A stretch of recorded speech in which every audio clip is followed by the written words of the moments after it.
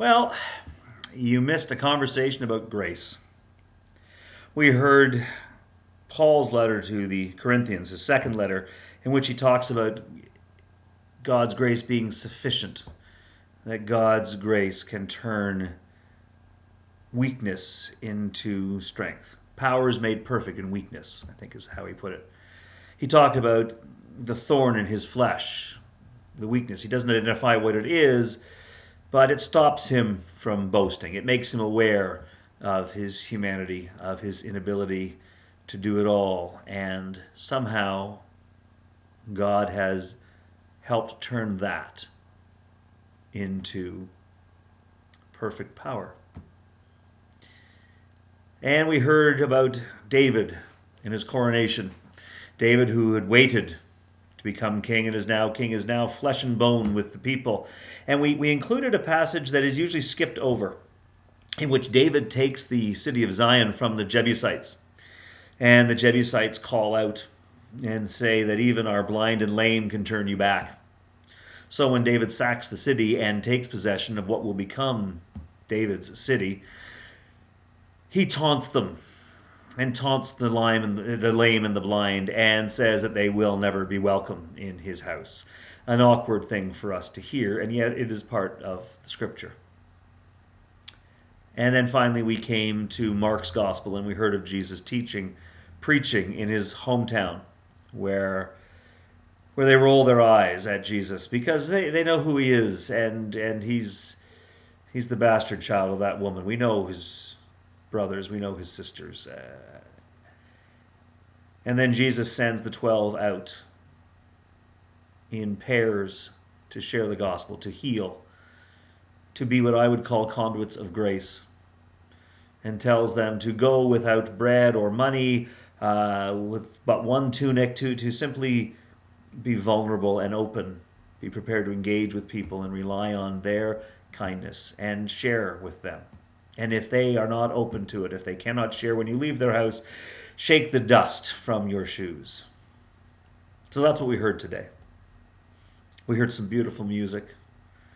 We had Greg Daly help us with the service. And there was much to nourish in the service today. But with those readings, I decided to talk about grace, because it's grace that is sufficient. And we wondered about what grace really is. We know that we say grace before a meal. We've heard there, but for the grace of God go I, that kind of stuff. But what actually is grace? I actually read a definition from Wikipedia that went around and around in circles and resolved nothing. And so I dared to share my understanding of grace. Grace is that power, that love of God that flows to me, not because I deserve it, but because I need it. That grace, that grace that flows to me and flows through me into the world. It's that grace that we find as we sit beside a loved one in their last hours and we wonder if we have anything left to offer them. And we discover that we do, that our quiet presence is enough, that somehow we can do it even though we would never imagine we have the strength. That strength is grace. It is that power, that strength, that love that flows through us that allows us to do things beyond what we ever imagined we could do. Because if the world is counting on me to save it, we're in deep trouble.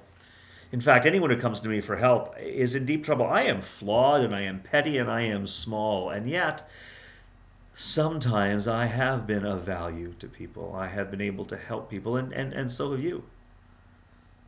Beyond our ability, we become conduits of grace. We open ourselves up. That's what we talked about today. How David backs himself into a corner and in taunting his enemies ends up saying something that's stupid, something that we try to avoid reading in the Bible. The blind and the lame are not welcome in my house. He didn't mean that as much as he meant to taunt. And yet, flawed as he is, and as we hear the story of David, we know how flawed he is, how many mistakes he makes. He will rule for 40 years. He will bring the kingdom together. I like to imagine that that's not David, the flawed man. That's the grace of God.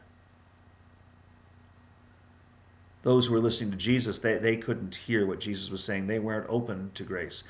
And we're never open to grace when we define people, when we put people into tiny boxes, when we no longer marvel or wonder at them. That's when we are no longer open to grace. When we roll our eyes and call them names, we're no longer open to grace. But grace, thank God, doesn't depend on us. And when it doesn't flow through us, it flows through others and gets where it's needed and can even come back and open us up, that we again can become conduits. So that's what we heard about today. We heard about grace and how it comes to us, how we need it, but how it flows through us and the world needs it, and a little bit about how we can actually make that happen.